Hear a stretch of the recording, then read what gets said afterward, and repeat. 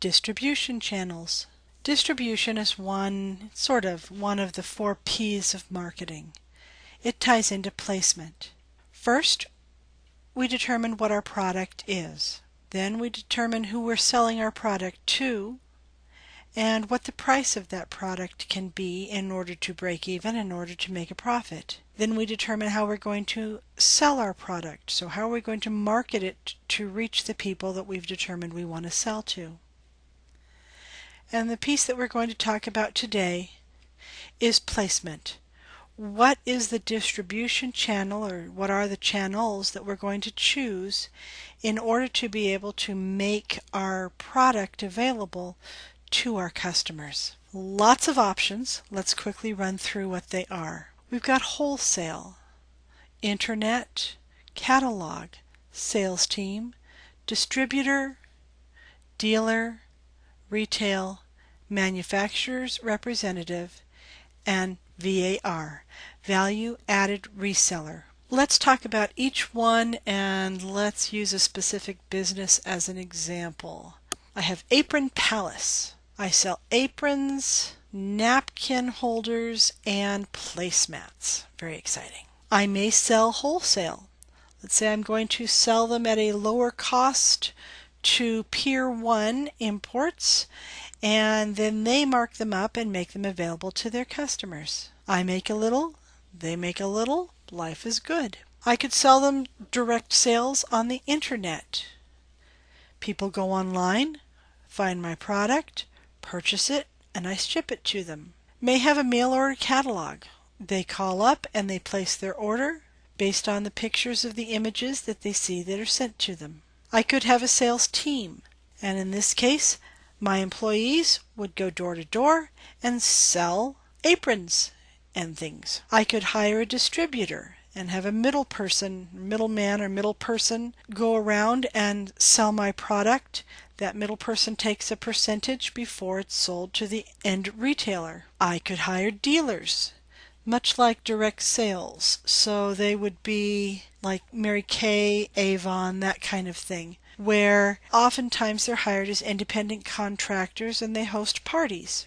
Maybe I'm going to sell aprons and placemats and napkin rings, and we have cookbooks, and the parties, they cook up wonderful recipes out of the cookbooks, and the tables are set beautifully using the items that we sell. Life is good. Next is retail.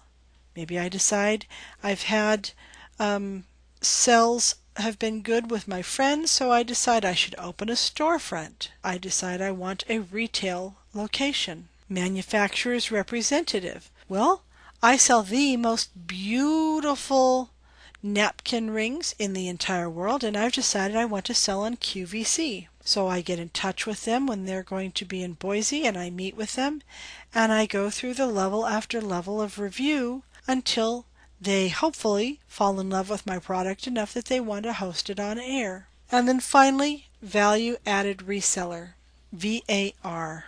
And this is when a group of related resellers get together and make products available to a wider audience. For example, I sell radishes. I set up a pretty little store along the street and put up a little sign that says radishes for sale. Number of people that are going to stop are going to be minimal. But if I partner with others that sell fresh vegetables and similar products, and we have a farmer's market, I'm going to be able to benefit from that wider range of potential customers. And others will be able to benefit as well because it gives them a wider range of customers for their products. Something that I'm surprised isn't already in place is a VAR at the mall. We have a lot of crafters in this area and a lot of artisans.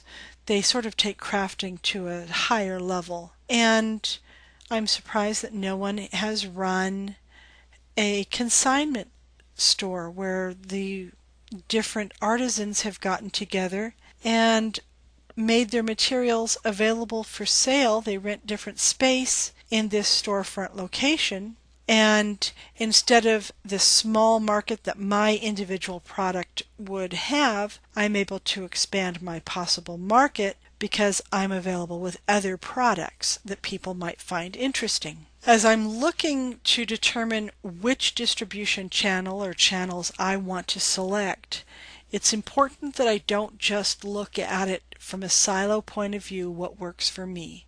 I need to match what my customer needs to the distribution strategy. Does my customer want to purchase online? Do they enjoy parties?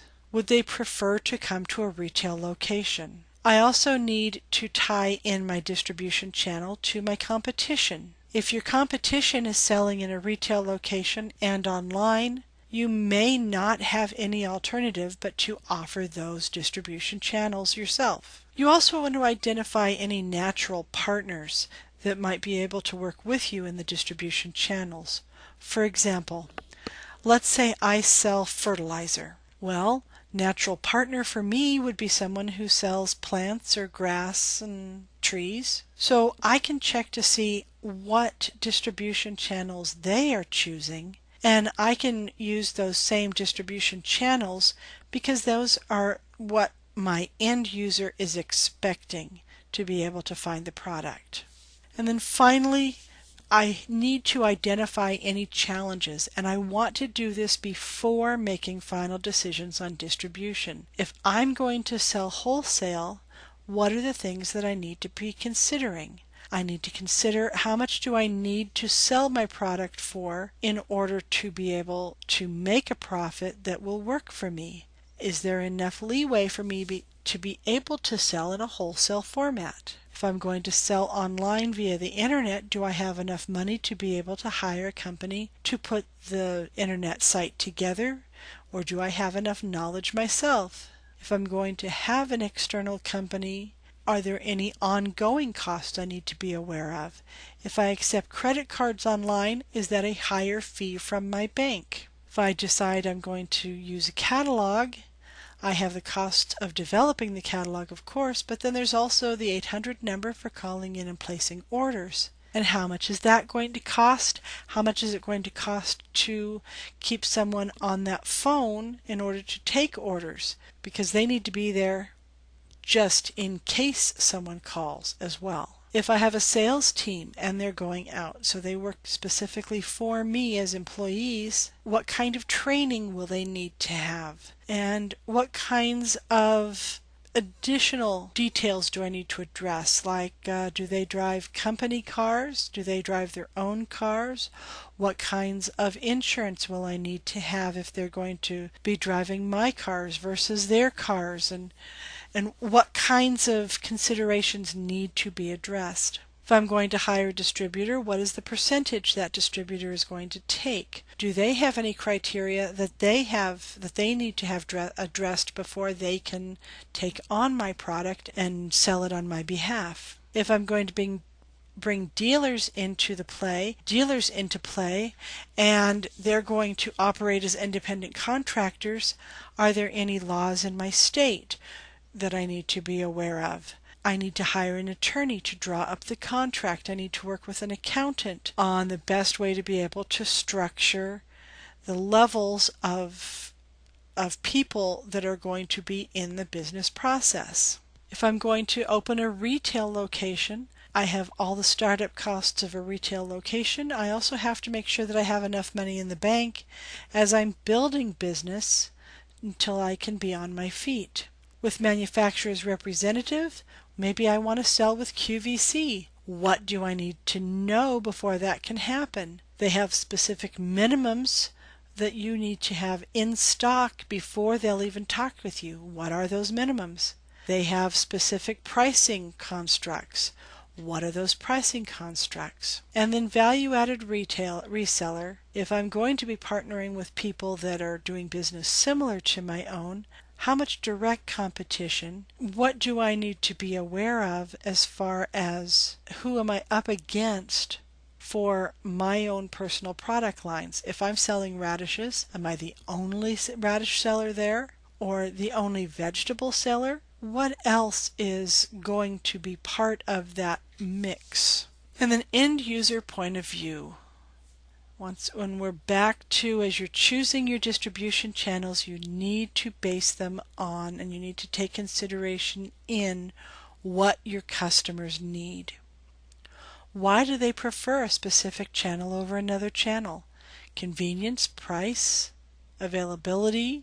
In order to be able to have them purchase your goods, do they need additional education or training so that they're knowledgeable about the differences in your products? Maybe you offer a higher quality and you need to let them understand why that additional cost is worth it because they are getting that higher quality. Are there any additional products or services they need or want in order to be able to use yours? Going back to the fertilizer example, you're a secondary product if you're selling fertilizer.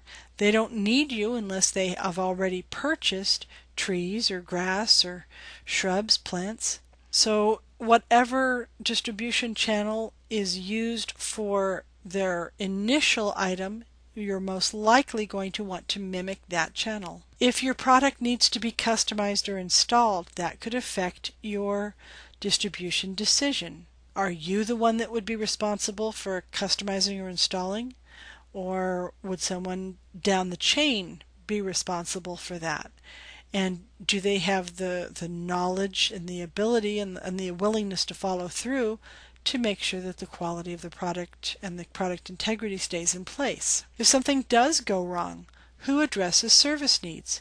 And once again, that goes back to the different channels. Would it go to you? Would it go back, let's say you sold on QVC, would they be responsible? Would they forward the person to you? How is the decision made? What is the decision? And what stumbling blocks could be in place? Once you've taken all of this into consideration, and I realize this is just entry-level information, you would want to talk to an attorney and to an accountant to be able to make sure that there's any laws, rules, monetary setup, anything that needs to happen. You want to talk with the experts for your field to make sure that you're doing it the right way. For now, your assignment is to discuss the distribution channel or channels that you'll use for your business. What considerations need to be addressed? I'm not asking you to address them.